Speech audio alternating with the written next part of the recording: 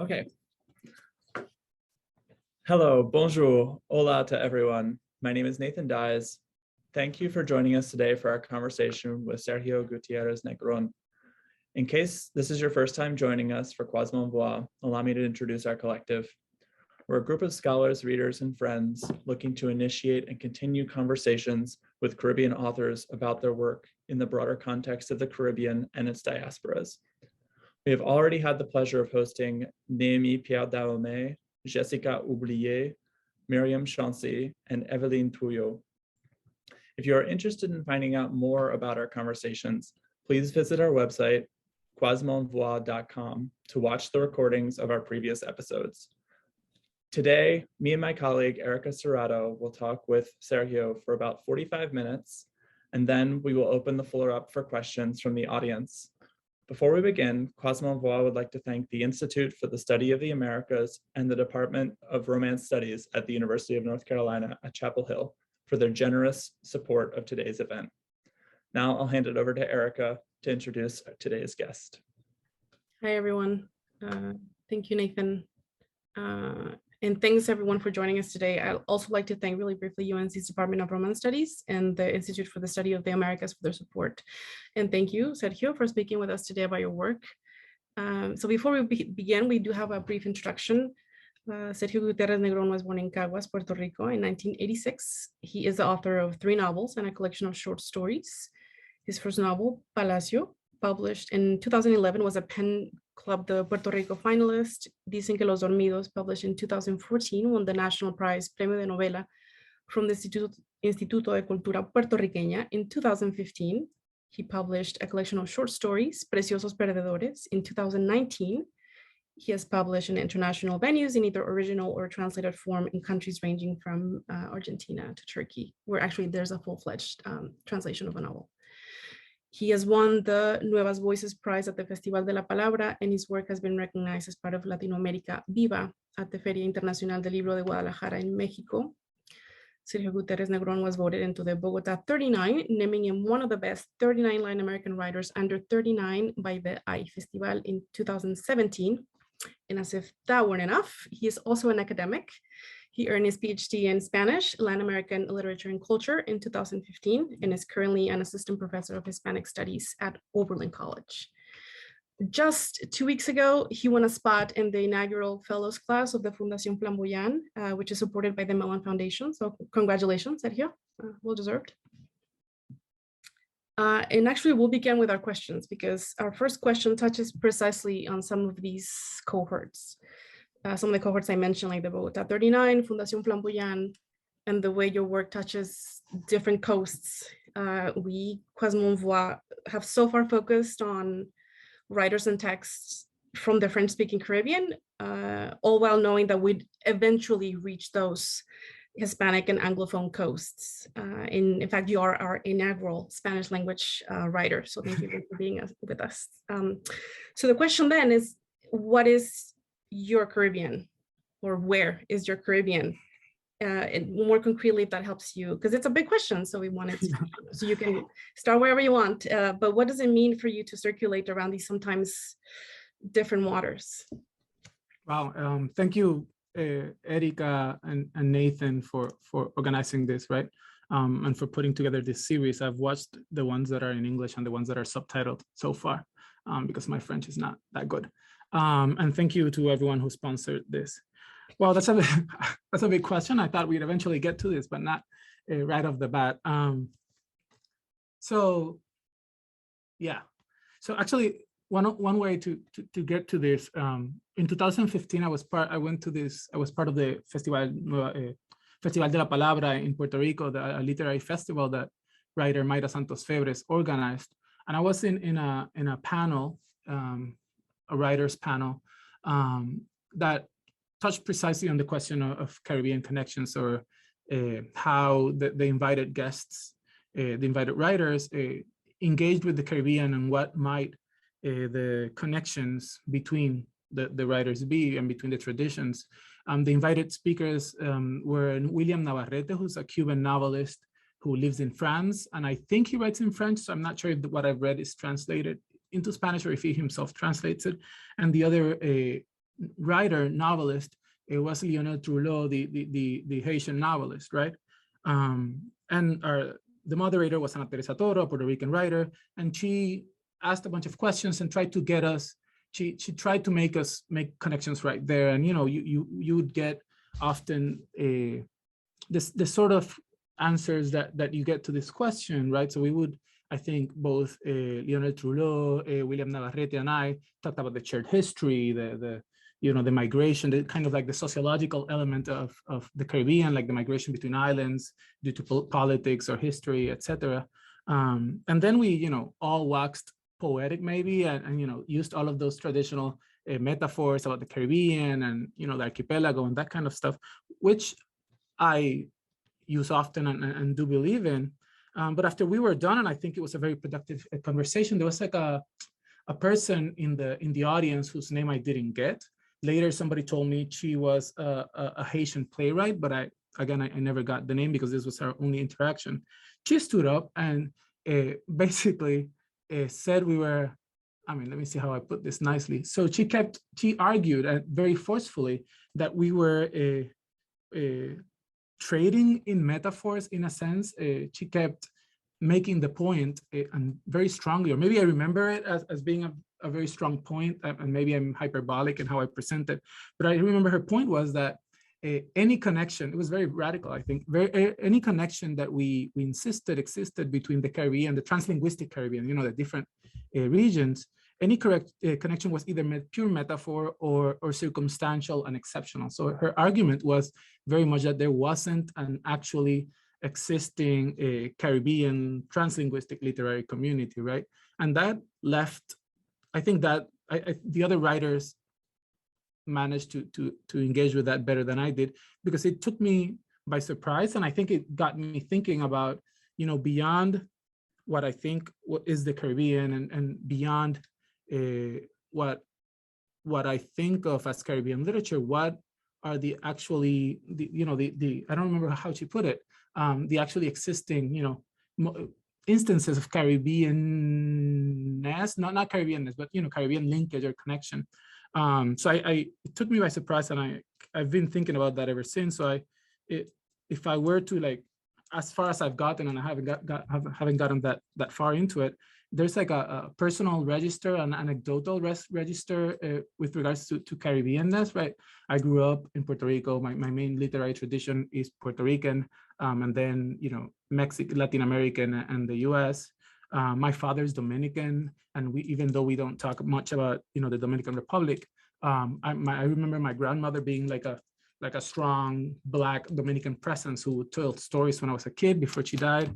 So there's like a personal register that I think we often, I would point to if I were asked to think about what, you know, how the Caribbean materializes in the everyday life. In my town, Caguas, there's like a neighborhood called Tabarona, which was historically Dominican. So there was like an actual geography of Caribbean migrants in my town, and not only Dominican, but mostly Dominican. And then, so there's these two elements, the personal, the anecdotal, the sociological, but I think that the place, and this might be, I don't know where I'm at with this, but the place where I'm mostly engaged with the Caribbean and started forming like a strong opinion was in the US, right? In the US academia. So in US academia, but also in US reading and in a sort of diasporic context. I think it's been in the US where I've engaged with like a deeper Caribbean, beyond, you know, the key novels from different islands, which we know, but also, you know, engaging with the theory of the Caribbean, the history of the Caribbean. All of that has happened at a remove in the displayed space of, I don't know, diaspora.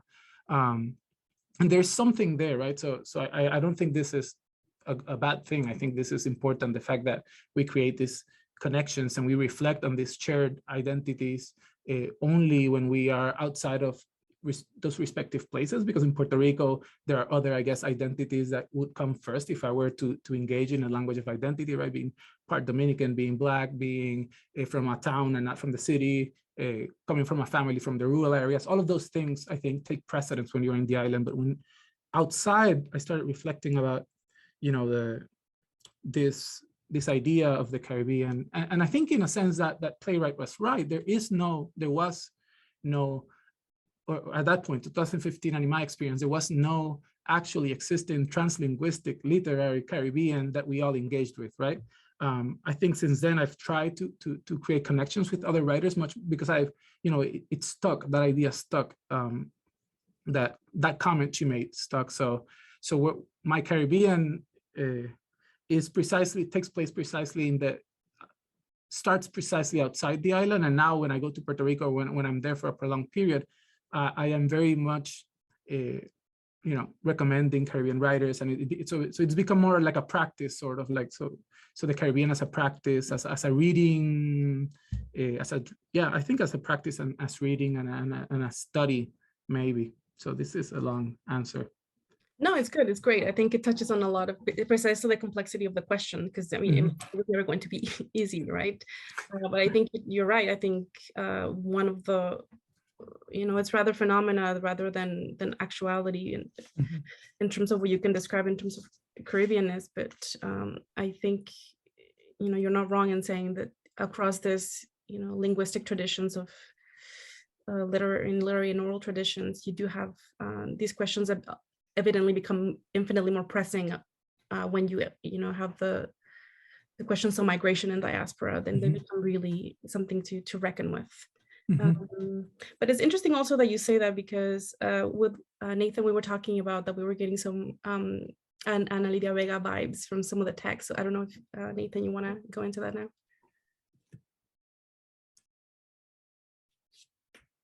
Just sort of wondering, maybe what are some of your literary influences? And we've noticed too, in our conversation, Sergio, and you also posted on Instagram that you've been sort of working your way through all of V.S. Naipaul. Can you sort of talk about some of your influences, whether they be Puerto Rican, whether they be Pan-Caribbean? I saw that you somewhere that A Light in August is one of your favorite novels. So sort of talking about a circum-Caribbean zone, and really sort of breaking down some of, if we're putting up barriers when we use a national adjective, a nationality adjective, then how do you sort of how do you make those barriers and boundaries sort of evaporate? Yeah, thank you.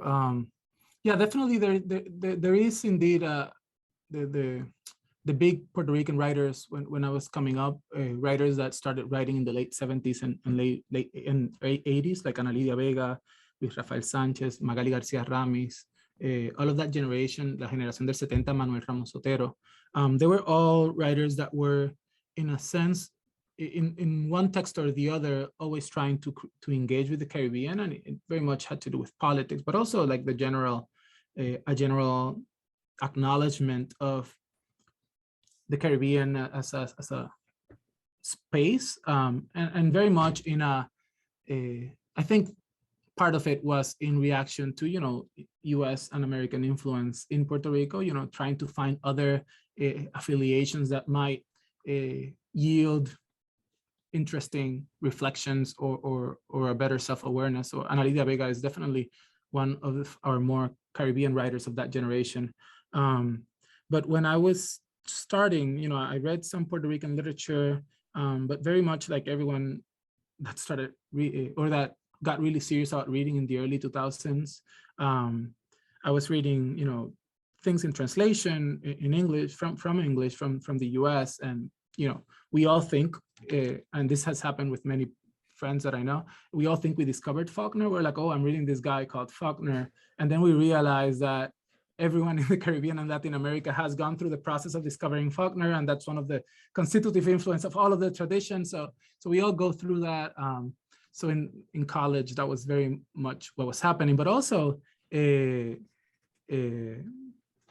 but also, I think when I was starting, a main Puerto Rican writer who became my teacher in my undergrad was Mayra Santos Febres, and she has a novel called Sirena Selena, which is about a kid, a boy, begins as a boy that's like caught in this world of prostitution, migrates, to the Dominican Republic, gets caught in like the sex industry, transitions gender, and there's like a magical element there.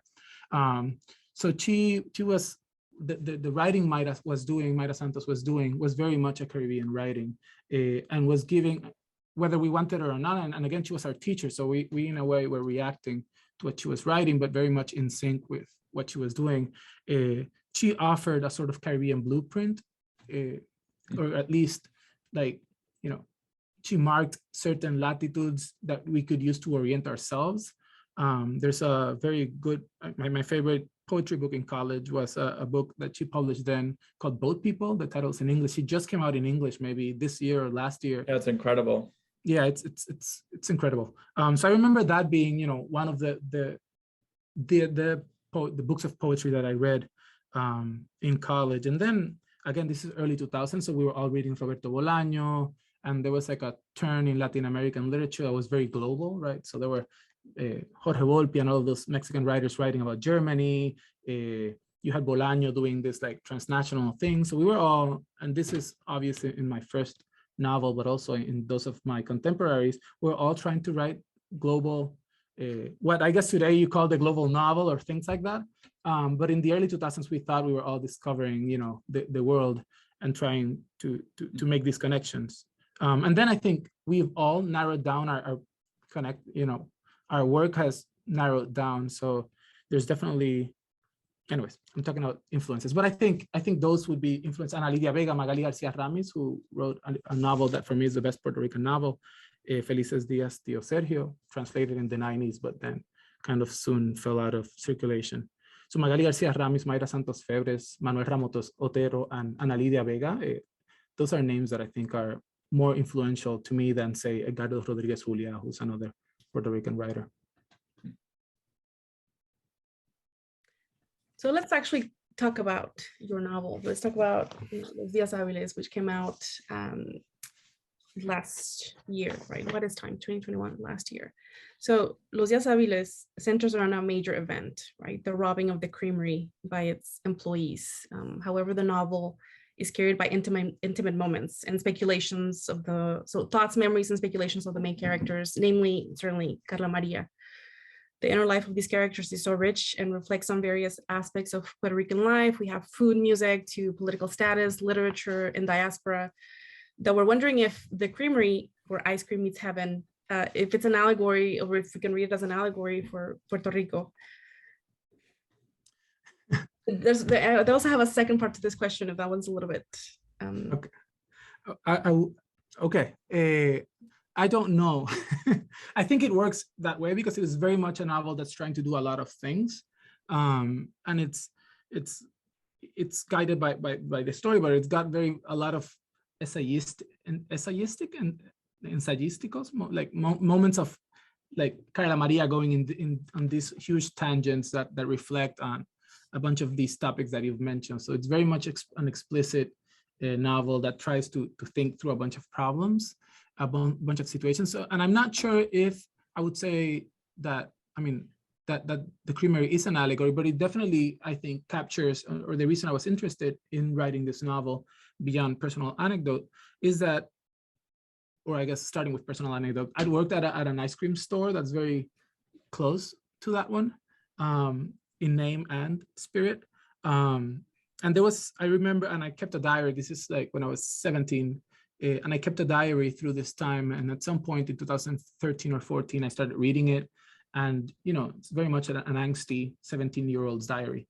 But there were moments in which I thought I wasn't intentionally reflecting on things, but it did capture a lot of stuff. We would talk about politics. We would talk about, you know, how much we hated the owner of the franchise. We would talk about, you know, what can we do? There's not that many options out there. So there was very much in the space, in that space, like a sort of global reflection going on about what was happening. And that's what I was trying to capture. And it definitely, I think, touches on things that I think until when I wrote the novel were essential to understanding contemporary Puerto Rican experience, or at least in how I experienced it. Yeah. Yeah, I was also, so the second part of that sort of question, depending on where you went, because you're right, I think it lends itself to a lot of different readings. It is kind of, it's an ambitious novel, and I think it does a lot of things really well. But I was also thinking about the mechanical nature of working the bar, right? I think at some point, I think one of the Carloses mentions, he notes this, right? That there's this mechanical nature to it at the creamery, and its contrast with Carla Maria's realization of a need for a fuga, right? An escape in fuite, right? Which is interestingly enough also rooted in banality, right? The why with the banality of the mechanic nature of it. So this is what I was thinking of, if there's something meaningful in those spaces in those movements of banality. Right. Thank you. Yeah, definitely. That's something I was trying to do. The whole mechanical aspect of working, like the ice cream bar. And I think part of the novel, or how the novel started, was an attempt to narrate, to make a story out of the experience of working at a one of these. It can be an ice cream shop, but it can be, I don't know, a donut shop, anything that you sell sweets, any kind of banal and unnecessary part-time job. So I wanted to tell those stories, but also I wanted to explore the friendships, the relationships we create in these spaces. So work not only as a productive relationship, but also work as a space of friendship or some sort of socialization. And so that was one aspect. And the other aspect was, how do you write a novel, or how do you write about work without falling into the languages of the political concepts or political cliches that we have, whether from the right or the left. So either work as self-fulfillment, or work as explicitly only about like exploitation. So it's very much a reflection. So in those mechanical moments, what I was trying to do, and I really was trying to do something with that, like narratively. I was trying to, kind of try to bring out that mechanical aspect, but also not in a necessary negative or derisive way. There is or what I think, when these characters start like falling like the machine of serving ice cream, there is a certain dance that's happening that's reflected in other parts of the novel, and that they enjoy when it works well. They enjoy the kind of like the art of moving through the space and working the space. So it's sort of like an artisanal, so it's also playing with the idea of artisanal labor, right? Of form of work that creates pleasure, but in the completely pathetic space of the ice cream shop. So I was trying to play with that, with the lack of, so with a certain impersonal movement and activity, but also the banality of it all, right? Because it's in a context, I think, of very silly banality, I guess. I'm just using a word. Yeah, I think that really comes across well with one of the Carloses, who thinks back to his family, to the work that his family has done over the generations, right? From the farmer, to then the ebanisteria uncle, and then now him, who takes a certain pride to working. So even like I said, there's this connection between banality and meaningful that's really interesting at work here. Right. And I think, I exactly. So the family, that character's family, I'd forgotten, it starts as a farmer, which is, a job that I think sucks, but that we romanticize. And then like the woodworking, this is all from my family, right? First, farmers and tenant farmers in the first half of the 20th century. Then some start working wood, other become mechanics. And then, the last member of this family is working at an ice cream shop. So there's like a loss of both trade, but also of like works, like types of work that we give meaning to. It's no longer manual labor. It's sort of, I don't know, like it's service, but it's also, like you said, sort of the frivolity of sweets. It's we absolutely don't need them. In fact, we probably shouldn't eat too many of them, especially coming off of Thanksgiving vacation. I'm sure that we all indulged a little bit too much.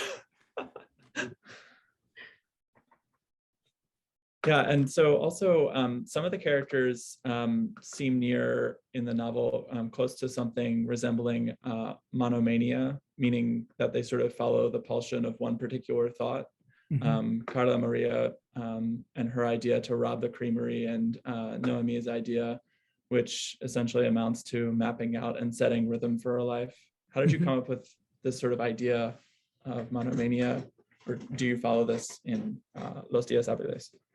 Right. Thank you very much. I didn't know what to call it, but there's definitely that happening in the novel. So what I was trying, so the novel again begins with Carla Maria and focuses on her as the main character, but also as the kind of like the axis around which these other characters move. And she one day arrives to the very early on in the novel, maybe in the second page, she arrives to the ice cream shop and decides that, you know, she's tired of this. It's making her anxious, and they should rob the store, right? There's maybe what $2,000 in it. They really can't do much with it, but somehow the idea kind of like becomes an avalanche, and everyone starts signing up with it for different reasons and in different moments. But they're all pretty. I'm not gonna say silly, but exactly, they haven't really followed it through, and this is part of what's so liberating for them. They're all making this decision to do something that's like completely senseless, but that gives them a certain narrative and a certain possibility of escape, however limited. So I was trying to play with that. So Carla Maria wants to escape. So she wants freedom from the life that she's living, which seems vain. You know, it's not particularly bad. It's just nothing happens. There's no horizon of meaning that structure said. So the idea of, you know, of the heist gives it meaning, creates a possibility of escape. And as a character, Carla Maria is constantly kind of collecting these odd birds, these pájaros raros, she calls them, I think, that somehow do things differently, and that don't escape from a place, and don't quite escape to a place, but somehow they've managed to make, you know, I don't even know how to call it, but they managed to make freedom or escape or flight like a place where they are in the moment, so not a destination and not like a place. I don't. So they fly the coop. Yeah. So there's one. Yeah. So there is Noemi, who's a character that I was gonna say from what I remember. No, this is true. She wins the lottery she likes dancing, and what she likes about dancing is the structured nature of dance. You know, like that she's dancing salsa, and there are steps that you follow, but within those steps there's like a radical freedom for her, right? And she's like a pretty contained person, but when she's dancing, this comes out. So at some point she wins the lottery and tries to structure her life like a dance, right? So putting very strict limits in it and just to enjoy the freedom that those limits give. So there's that, which Carla Maria thinks about for a while. There is another character that's like a veteran from Vietnam, I think, or Korea, Vietnam or Korea, who used to be Carla Maria's neighbor, but she's obsessed with him because he's, you know, in Puerto Rico, you've had these neighbors. He's very much a veteran who thinks that the army is, you know, the only way forward, but who was very paranoid and thought that World War III was coming, and the only thing that could save you was military discipline and austerity, right? So there's that character, and she engages with that. There's like at some point a nun. There's a group of nuns that show up, and there's one in particular that she doesn't notice at first, but then she realizes it's about her age. And you know what makes like a modern Puerto Rican 20-year-old become a nun in the early 21st century. So that just breaks. Again, it's another one of these forms of escape that she's obsessed with throughout the novel. So what do these sort of lives do for these people that her life is not doing for her, right? A life that supposedly is free of limits, and it's, you know, exactly a life that technically has no limits, and yet seems to be completely unsatisfactory when compared to these very limited lives. So this is a reflection that she's carrying out through the novel, and that I don't think I've gotten anywhere with that. I mean, some stuff happens in the plot, but I mean, as an idea, I just think it's something that when I was writing the novel, I stumbled with as following the lead of Carla Maria, and realized that there's all of these instances in which these sort of lives happen. So there's definitely a tension between these lives that are structured and somehow freeing, and a life that's technically free and is not satisfactory, right? And that is the kind of like the things that constrain Carla Maria, or that, you know, lead her to her actions. Yeah, so actually, while we have you talking about, you know, rhythm and organization and this menagerie of odd characters, I wanted to touch on two phenomena, which I suspect are related, but I could certainly be wrong, and feel free to tell us otherwise. But first is the visual components of this novel. As an example, we have this opening scene that mirrors the way a film might, in that we have sudden cuts and closer frames, and it's just really sudden that it really, there's a rhythm to that visual writing. And we also see characters comparing situations to movies, and one of them even goes to the movie. So there's this sort of filmic idea, or that it kind of imbues the novel. And so that's one thing. The second thing is that there seems to be like a mirror image effect, right? And then I realized, of course, this is the cover, right, with the retrovisor. I forget what it's called in English. Rearview mirror. So, yeah, yes, thank you. And so we have this mirror image effect, and we also have a groupings of three, which I think also ultimately give the novel rhythm, and at times helps disorient the reader, and at times gives for subtly funny moments, like with the, you know, Carlos, Juan Carlos, and then this conversation with Carla Maria, and it's just really funny. So I'm wondering if this replication, which sometimes disorients, is this indicative of a larger societal situation? What is the impetus of this? Can you talk about this for a little bit? Right. I think what I was trying to do with the constant reference to movies, it's not, you know, I'm not one of these people that knows a lot about film, but I do watch, you know, movies, but I watch a lot of bad movies. So I'm not like a cultured film viewer. I just watch movies like we all do, or we all did before, you know, TV series. But one thing that, so in this novel, which I wanted in which I wanted to allow characters to think and follow ideas, I couldn't, or I didn't want to use literature as the medium, in the sense that I don't think, you know, beyond groups of writers that I engage with, or the readers that I stumble with every once in a while, or, you know, then in scholarly aspects, in scholarly spaces where I run into people that read books and live books. Growing up, and in the context I come from, people don't have a literary culture that allows them to think. And this is not good or bad, right? But they do have like a musical kind of toolbox to think with, and I think movies to think with. So I was like, okay, in what ways can these characters think the things they're thinking? You know, what helps them think these movies and this life that they're having? And it's film, right? It's through film that they structure, at least Carla Maria and a few other characters structure their life. And it's not, and again, this is very much like a theoretical reflection, but also a very practical thing. The ice cream shop in Caguas that I might be basing this on is next to the movie theater, which is called Caribbean Cinemas, now that I think about it. I was gonna say, yeah, you do talk about Caribbean Cinemas. Yeah, it's called Caribbean Cinemas. Even though there's nothing really Caribbean about what's played there. It's mostly US films. So we very much, when we were working, would go on our free time to watch movies and come back to it. So there was very much an engagement with film, and all the movies that I referenced are movies that came out in the summer of 2015, where the brunt of the novel takes place.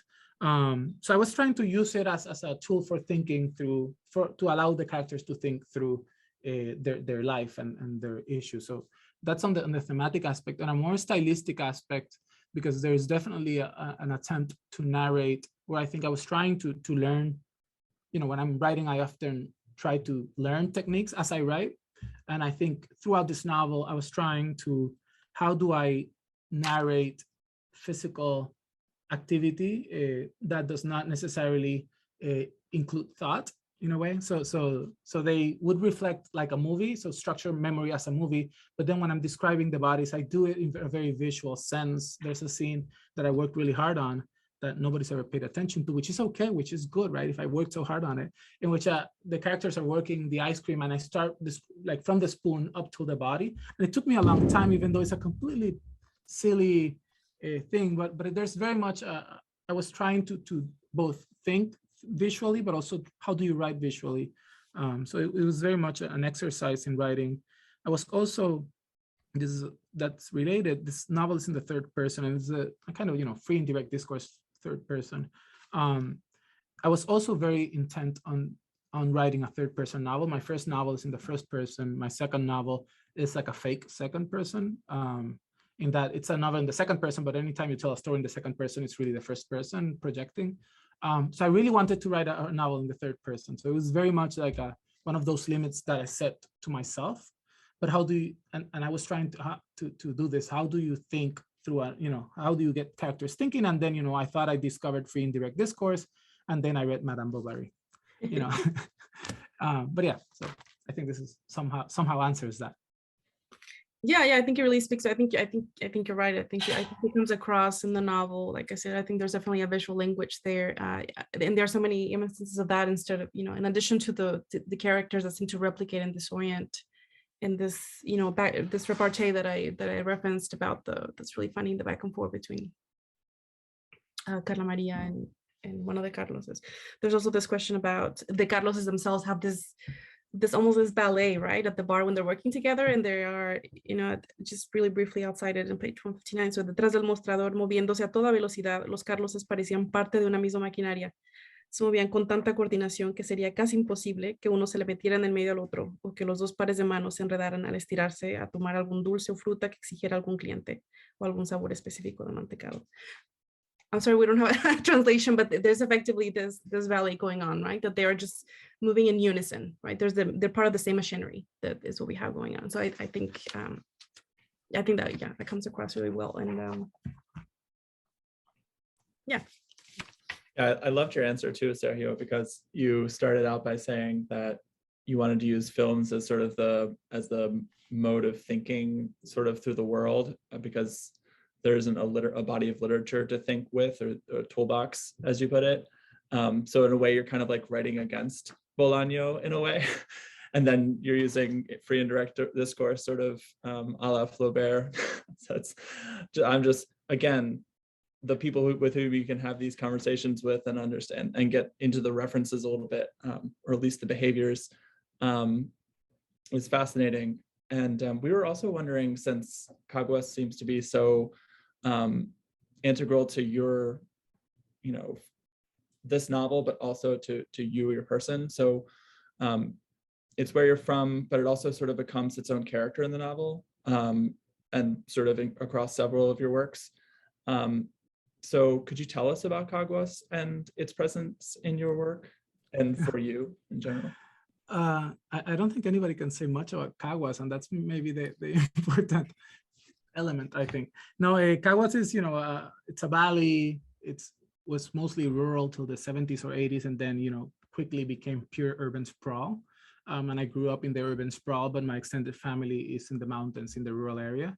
And my family from my mother's side, they're all from the rural areas. They are, they were up till the 70s or 80s, actually 70s. I just recently found out it was as close to I was born in 1986, that I thought, like, the present past was very past. And then only recently, when I started asking and writing something, I discovered that, they lived as basically tenant farmers until the late 70s, when they got land from the government. So I thought that I was very distant from like the historic Caguas, and I'm not at all. And I think this is part of Caguas's, what for me is important about Caguas, in the sense that, because a lot of its population arrived in the last 20 years, but a lot of it are people that either through displacement or upward mobility moved to this new urban sprawl that expanded through the town. There's very little history, narrative anecdotes about Caguas's history, right? If you think about Ponce, which is a historic city, used to be the capital in the 19th century, or at least an important port city, San Juan, these are places that are charged with history. Or Lares, where you had, an uprising in 1867, or there are places that are charged with history, and Caguas somehow lacks all history. Very few people in Caguas can tell you anything about Caguas before the 80s, and I think this is true of maybe 70. Puerto Rico has a lot of towns, so it has 78 towns. I think maybe 5 of these towns are charged in history. The majority of the other towns completely lack a history, right? If you're not from the elites, from one of the families that were involved in politics. So there's something about that erasure of history that's both exactly absent, but very present in the everyday of these characters in all of my novels, right?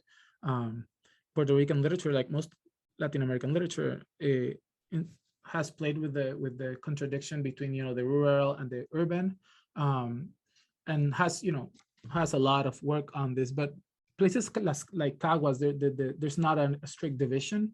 And I think in all of the things I write, that division, I try to there's like a mobility between the rural and the urban that marks the characters in one way or another. Maybe not ways that are super explicit, and maybe not ways that seem meaningful, but I think are indicative of a sociological reality, right? That applies to most Puerto Rico of a certain, non-elite class, let's say. Yeah. So what this is going to be maybe an odd segue, but since you're talking about zoning and regions and divisions, I'm wondering if we can go a little bit back.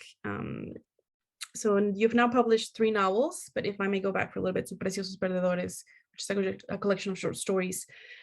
So just by the numbers alone, unless you're sitting on a lot of collection of short stories, I'm wondering how that process was different from writing a longer text, this writing shorter narratives.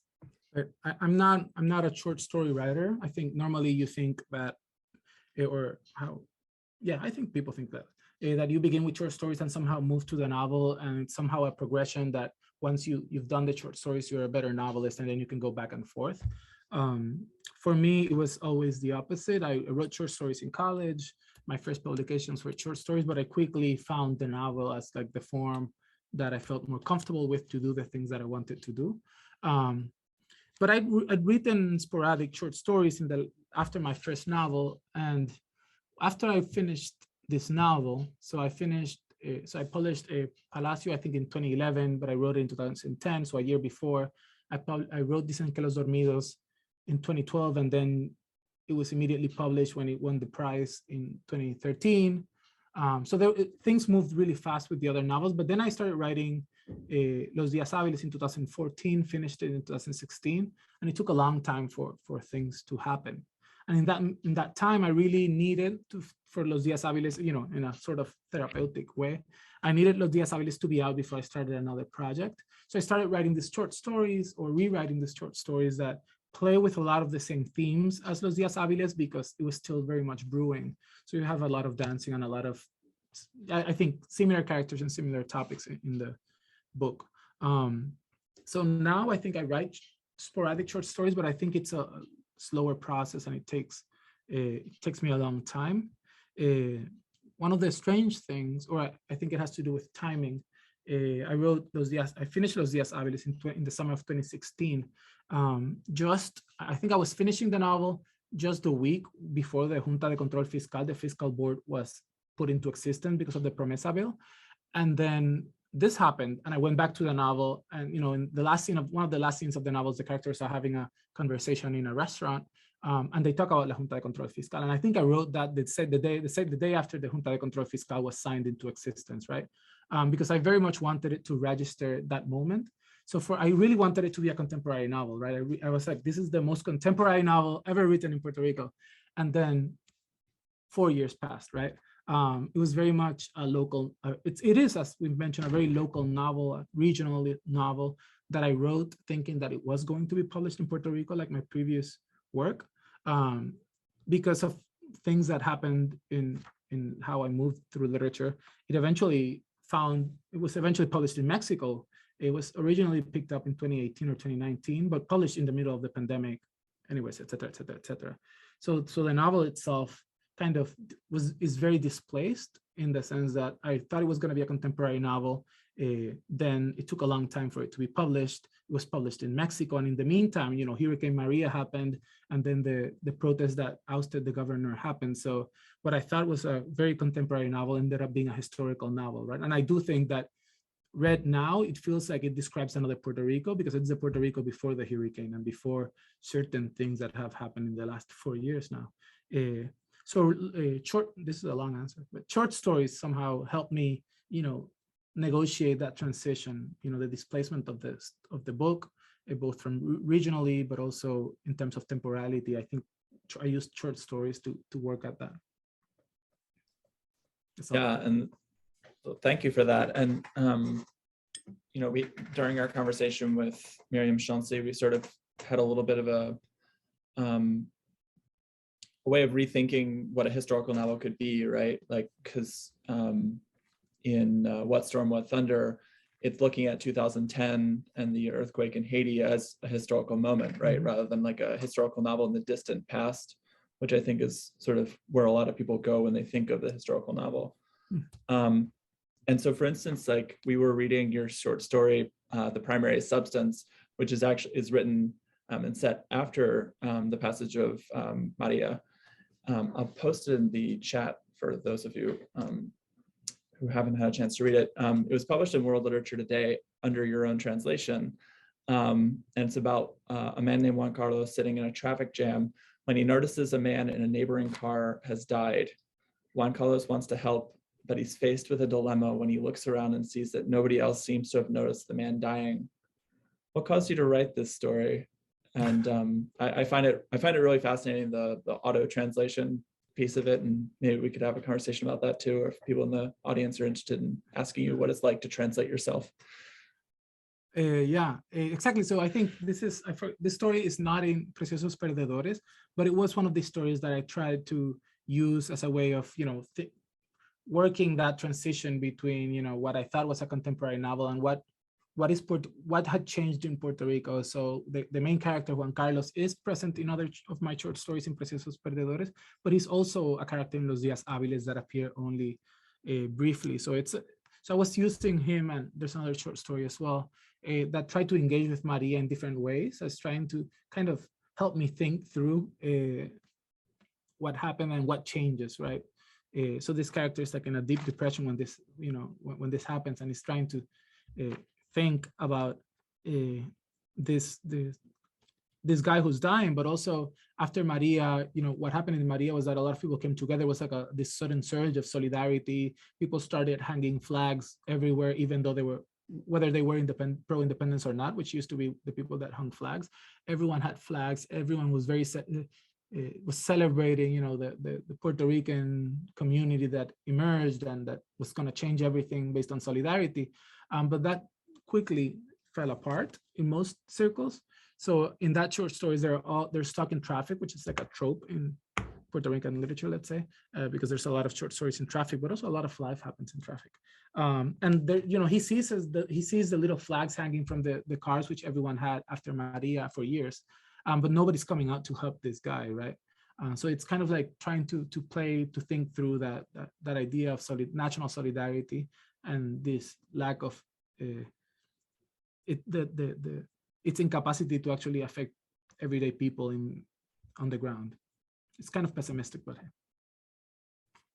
Well, no, I texted Erica immediately after I finished reading it and said that I got, serious Ana Lidia Vega vibes because, sort of the opening story to Encancarro Nublado and other stories is this hope or promise of a confederated Caribbean, of solidarity between islands. But then for anybody who's read that opening story, it all goes awry when the flags start flying and when the national languages start being evoked as a way of erecting some sort of invisible border or linguistic border. And so I found this really poignant, especially given kind of the year that the Caribbean's had. I mean, we could say this about every year, but, sort of as somebody who studies Haiti, the idea of looking out for one another and when to come, lend a hand, and who's lending the hand and what are the strings attached with that. Yeah, it really got me thinking. And so we'd also like to go ahead. I was just gonna probably say the same thing that you were, that we could probably keep asking questions for a while, but I think it's time that we give our public the opportunity to ask questions for Sergio. So feel free to ask the questions directly, or if you're shy, put it in the chat, then we'd be happy to be your voice. But yeah, the floor is open.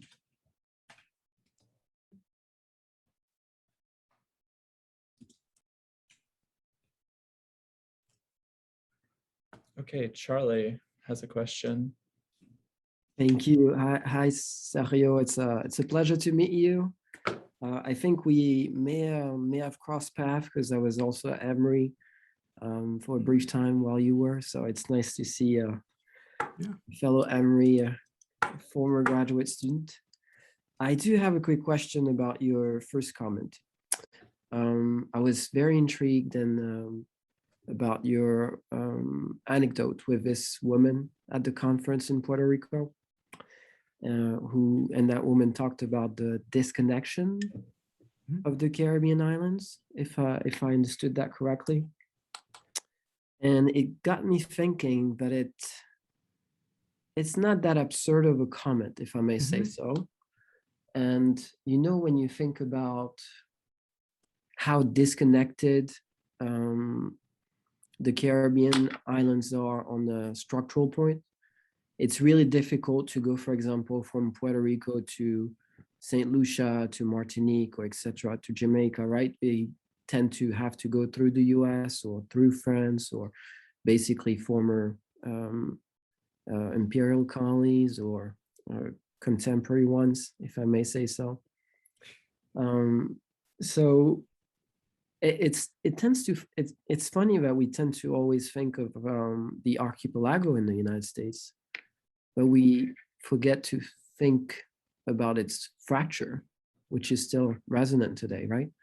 So it's not necessarily a question that I have for you, but more of a comment. If you see it that way, if you also see the Caribbean fractured. Yes, indeed. And that's exactly the point. I think she was extremely right. That united, that brought us together, you know, very different writers, you know, Lionel Trullo, William Navarrete, and I, who I hadn't read any of them until afterwards. So I hadn't read Lionel Trullo, who I then found out, you know, is huge, right? So what we were talking about, which was this idea of Caribbean literature that originated the discussion and was part of the questions being asked by the moderator, led us to kind of to fall into a certain language, certain commonplaces, certain cliches that we have inherited about Caribbean-ness. You know, the reference to things that are not false, you know, shared history, shared language, shared traditions, these few figures that have moved around. But these, I think, like the playwright said, I think she was a playwright, were circumstantial or exceptional. They were not the rule, and they do not apply, I think, to a contemporary Caribbean literature, let's say. And I think that was her point, and I think she was extremely right. And that's what got me thinking about not only like these ideas of the Caribbean that I had, but, you know, actually existing moments of Caribbean-ness or Caribbean connections, right? The same happens when we talk about Latin American literature. There's no such thing as Latin American literature outside the catalog of certain publishing houses or literary festivals that you're brought together with other people. So these ideas always occur in spaces either outside, you know, outside the places of you know, the national borders, or they happen, you know, in the symbolic realm of literature, etc. So I think what she was doing, and I don't remember much about what happened afterwards, was very much kind of throwing a wrench at the symbolic machinery that suddenly started working when we were told, you know, talk about the Caribbean. We started doing it, and she basically stood up and, you know, made us, you know, engage with the reality of exactly the fractured existence of the Caribbean. And I think we'd all said something like, you know, there are borders between there are linguistic borders, blah, blah, blah. I think we'd all done that, but not enough and not in an emphatic way. And I think that's what she was doing there. I was trying to find out who she was a few weeks ago, but the catalog to that year's festival, I can't find. I have to look in my files to see, because, you know, I think it was an important conversation or an important performance that she did there that did something to the conversations that we were having. But thank you very much for the question. And it's great to see you again.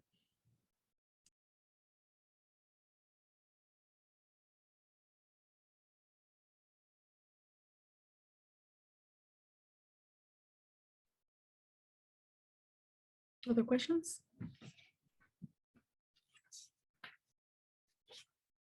I guess we can use the opportunity unless somebody else has a question, but we're always really curious to know what you're working on now.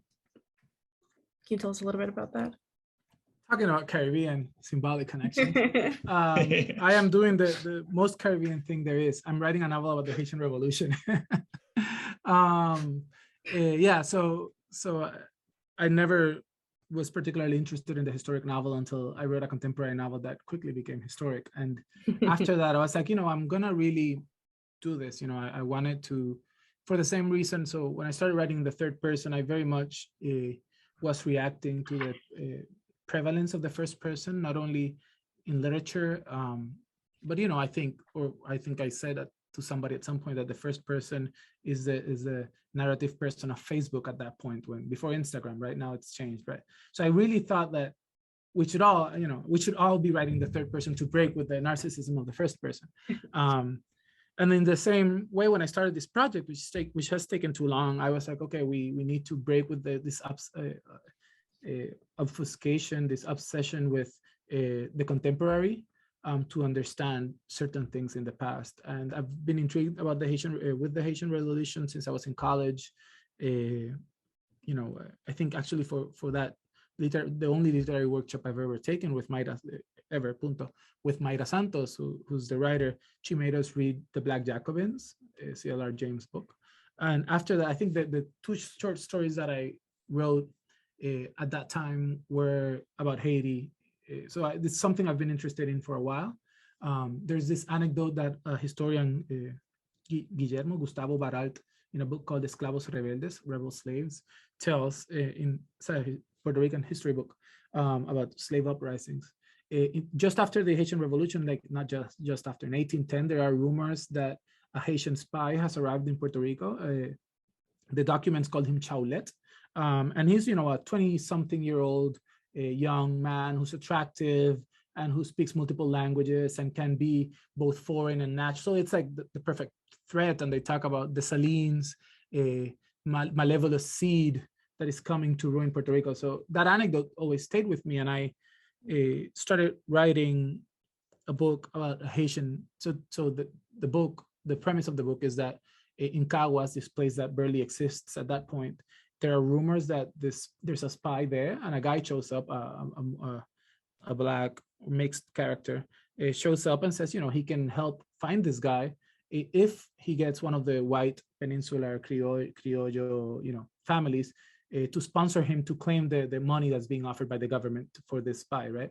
So it's very much, it starts as an action novel, then, the guy in the past has been in Haiti. So there's a whole reflection about freedom, but what sort of freedoms were brought by the Haitian Revolution and for whom, and what are its effects, So I've been reading a lot of history books, a lot of novels, and so I'm using it as a way to continue thinking about this question of freedom and what does it mean for, what did the Haitian Revolution mean for a Puerto Rican freedman in the 19th century. If we think that, as many historians have shown, the effects of the Haitian Revolution end up, there's kind of like an intensification of conservatism and anti-Blackness in the wake of the Haitian Revolution. Puerto Rico becomes more strict, Cuba becomes more strict. So I'm playing with that, and I'm exploring that. And one day I will finish it and it'll be out there. But it's an attempt to think these things and also engage with the relevance of the Haitian Revolution, which the more I read about, the more obsessed I'm becoming, to the point that, anyways, I need to zoom out to be able to continue writing the novel. I need to zoom out because it's super interesting. Yeah, that sounds really interesting. We certainly look forward to reading it. Me too. So hurry up. So if there's one more question from the audience, or if anybody else has a question, we'd be open to one more.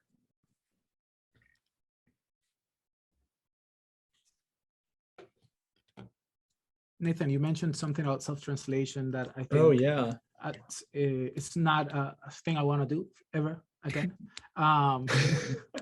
It's more, so it's, I don't know how you self-translate without editing the original and rewriting the original. And I've done it with short stories. I would never do it with something longer, out of again, like a circumstantial thing that the editor said, you have this translated, there's a short story, People Who Go to the Beach, that was translated by a former student that I had here at Oberlin who worked on it. And I was like, okay, yeah, you want to have a translation credit, send it. I just, and this one, somebody asked me for world literature today, asked me for a translation. I didn't have one. I was like, okay, I'll do this. I translated mine and a friend of mine's. And yeah, that's not happening again. There's a Rosario Ferrer, the Puerto Rican writer, translated herself in the late 90s, I think. And she basically rewrote all of the experimentation and radicalness out of her fiction, her earlier fiction. And at first I didn't understand why that would happen. But now after translating, I can see, I don't see it as I think I saw it as, her selling out.